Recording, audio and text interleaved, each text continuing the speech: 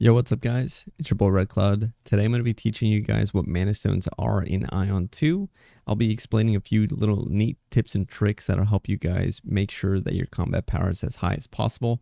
And then also I'll be teaching you guys how to actually craft them. Alright guys, real quick before we get into the video, I do want to let you know I live stream every day on Twitch and here on YouTube. I would seriously appreciate it if you would go ahead and follow me over there. But the major thing that you could help me out with is giving a like to this video and subscribing for more content, as I'll be doing a lot of Aion 2 content, especially for the release of North America and EU servers next year. So first things first, let's talk about the different qualities and types of stones there are that we can use to enhance our gear. So first things first, we've got Manastones.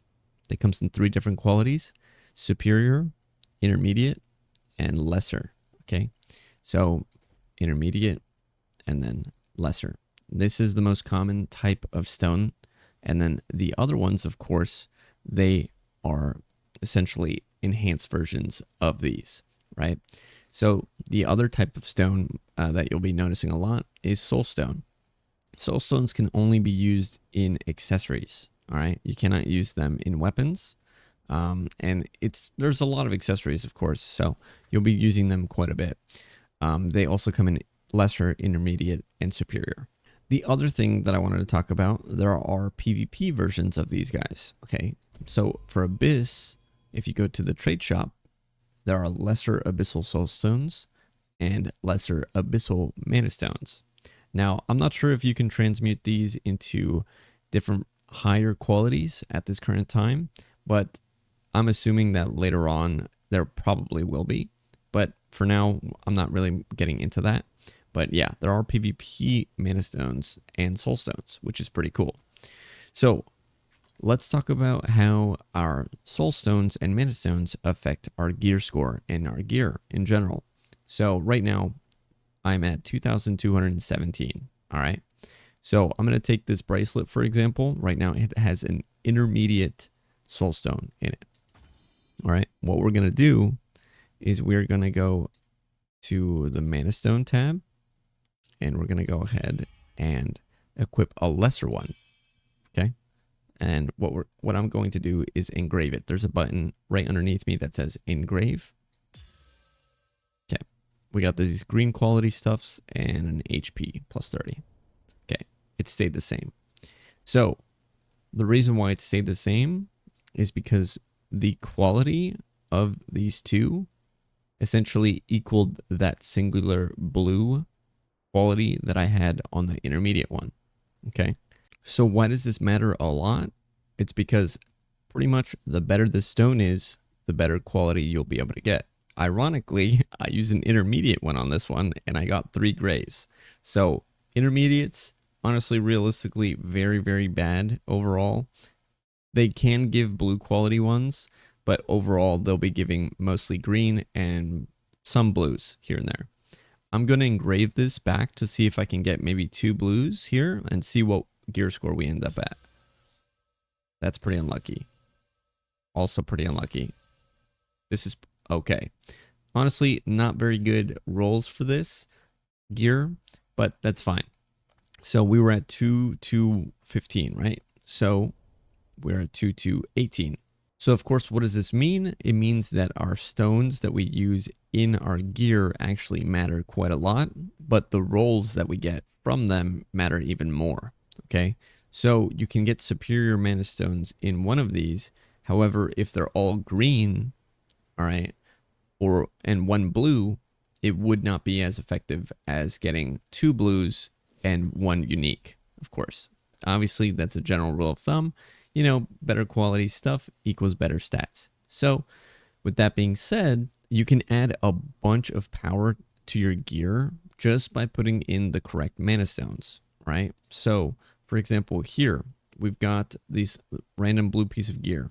All right, we've got a green roll and 2 grays. Now let's go ahead and put a superior mana stone in this. And we were at 2,218 on my gear score. So we'll go ahead and engrave it. Bam, that's huge. That's actually great. Actually, plus 15, holy crap. So that's awesome. Right, so we got double yellow and a blue. So we were at 218 we went up to 225. All right. So that's just how important it is to be adding the correct stones, but not only the correct stones, but specifically going for the correct rolls. All right, guys, so talking about quality brings us to the next part of the video, which is auto engraving.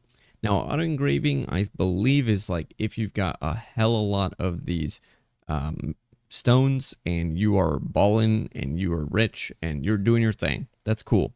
Auto engrave, the way it works, essentially, it will take a stone and consistently upgrade it until it reaches some of these effects. Okay. So what you can do, for example, like this, +4. Like, for example, I would put this on ultimate and then go ahead and just let it randomly roll these and let it auto engrave. It'll just keep using the stone until it hits 4 of these nodes on blue, right? It's crazy. But the other thing that you can do is actually literally tick the stat that you want. Now, I don't recommend doing that because obviously that is a lot of RNG and it would be incredibly hard to do that and be cost effective in any way, shape, or form.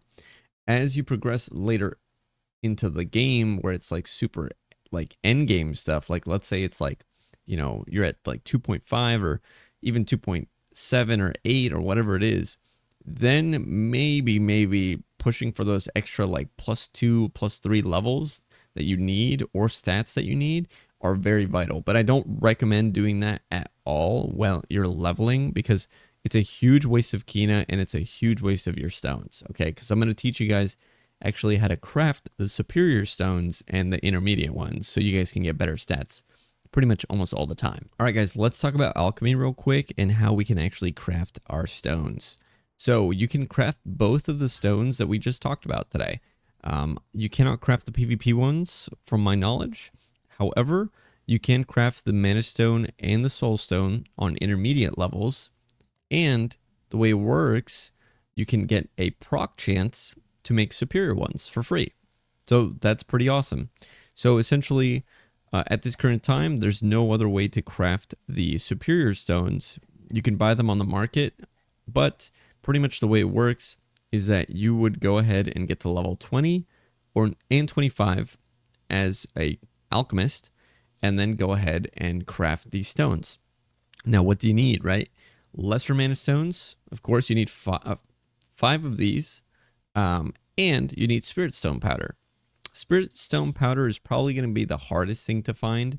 To be honest, you get those randomly by killing a bunch of mobs. If you guys are wondering where you can find these materials, you can actually go ahead and click it and then hit source. You can actually see that it says looted from monsters right here. The next thing you want to do is go to one of these places and see which one actually has a better spawn rate and go ahead and just farm it for a bit if you don't want to spend money or you don't have the subscription. The next thing that you would do, for example, if we wanted to craft these intermediate soul stones, for example, there's only 2 of them, you would go ahead and hit craft.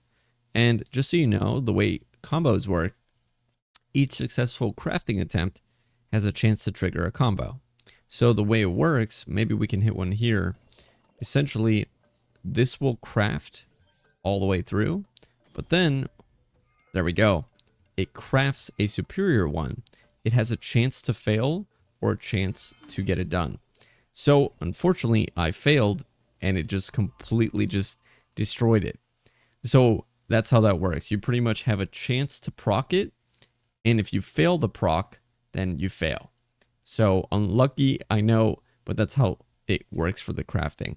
Pretty much, it's pretty cool in my opinion. I've gotten essentially like I crafted like 80 of these stones one time and then gotten about 20 of the actual superior stones.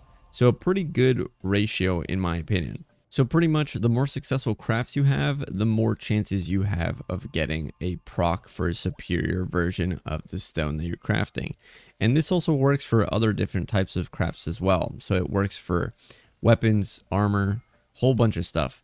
So in particular though, we're talking about Manastones and how they work. So overall, I do think this is a pretty neat way to like get a lot of free power essentially by just getting these lucky procs. I mean, I just got one right there, so that's pretty awesome.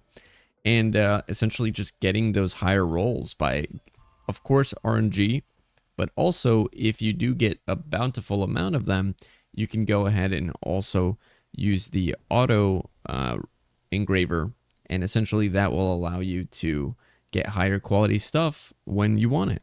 Well, alright guys, I hope this video helps you discover the true power with Manastones and how effective they are and efficient they are at getting a lot of gear score, and also of course how to craft them, because quite frankly they are very easy to craft, and if you have a bunch of time to farm for that spirit stone later on, you can pretty much make this stuff for free. All you have to do is buy the certain materials and have the mana stones to craft it. So overall, it's a pretty efficient way to get a bunch of free power in Aion 2. Thank you guys so much for watching today's video. I hope you guys have a wonderful rest of your day. Peace out.